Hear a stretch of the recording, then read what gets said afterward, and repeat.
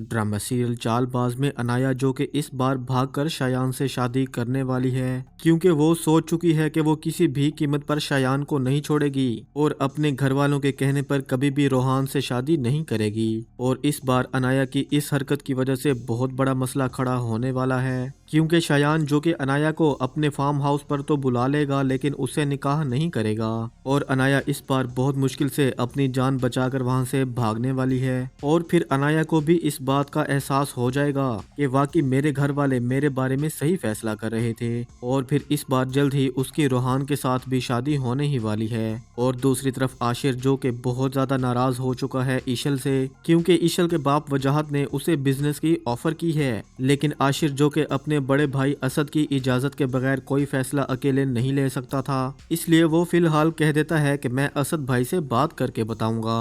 अगली एपिसोड में क्या होगा आइए जानते हैं आज की इस वीडियो में। आशिर जो कि ईशल के घर से वापस आता है, यहाँ पर सब घर वालों के सामने बैठा है, बहुत ज्यादा परेशान लग रहा है। आबिद साहब भी पूछते हैं कि आशिर तुम्हें क्या हुआ, तुम्हारा चेहरा क्यों उतरा हुआ है, तुम परेशान लग रहे हो। तो आशिर पहले तो बताता है कि नहीं ऐसी कोई बात नहीं है, बस मैं उनसे मिलने के लिए गया था। तो असद कहता है कि आशिर तुम्हारे मुंह से झूठ बिल्कुल भी नहीं अच्छा लगता, मुझे बताओ कि क्या बात है आखिर। तो आशिर भी उन्हें बता ही देता है कि वजाहत साहब ने मुझे इसलिए बुलाया था कि वो हमारे बिजनेस में इन्वेस्टमेंट करना चाहते हैं, हम जो लाहौर वाली ब्रांच लॉन्च कर रहे हैं वो उसमें इन्वेस्टमेंट करना चाहते हैं, लेकिन मैंने उन्हें साफ साफ कह दिया है कि मैं असद भाई से बात करके फिर आपको बताऊंगा। तो आबिद साहब भी कह देते हैं कि शाबाश मेरे बेटे, मैंने तुम्हारी ऐसी तरबियत की है और तुम्हें हमेशा यही सिखाया है कि तुमने हमेशा अपने बड़े भाई के कदम के बराबर कदम नहीं रखना बल्कि एक कदम पीछे रखना है। तो यहाँ पर रोहान खड़ा हो जाता है, अचानक से बोल पड़ता है, कहता है कि ठीक है इन्वेस्टमेंट करने की बात पर तो असद भाई इजाजत देंगे, लेकिन ये बिजनेस तो हम तीनों का है ना, इसलिए हम तीनों की ही इजाजत होनी चाहिए। और यहाँ पर सब घर वाले ये बात सुनकर हैरान और परेशान हो जाते हैं कि आखिर रोहान क्या बोल रहा है, क्योंकि उन सबको रोहान से तो इस बात की बिल्कुल भी उम्मीद नहीं थी कि वो असद के फैसले को इस तरह से खड़ा होकर चैलेंज करेगा।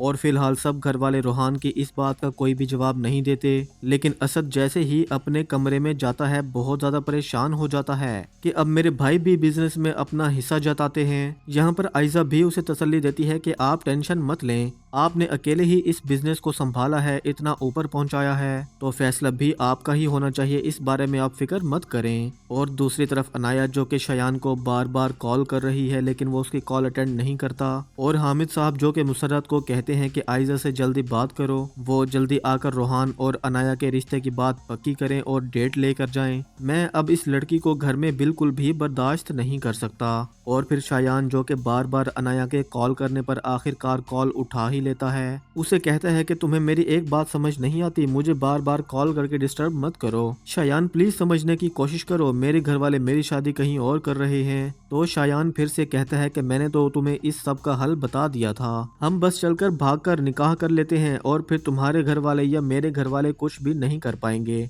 और ट्रस्ट मी बेबी, हम दोनों मिलकर तुम्हारे घर वालों को भी मना ही लेंगे। शायान तुम सच कह रहे हो, तुम मेरे बाबा को मना लोगे बाद में? ऑफ कोर्स बेबी, तुम इस बारे में परेशान बिल्कुल भी मत हो। तो फिर अनाया जो कि शायान से कह देती है कि ठीक है मैं तुम्हारे साथ जाने के लिए तैयार हूँ, और फिर शायान उसे टाइम बता देता है, जगह भी बता देता है कि तुम वहाँ पहुँच जाना।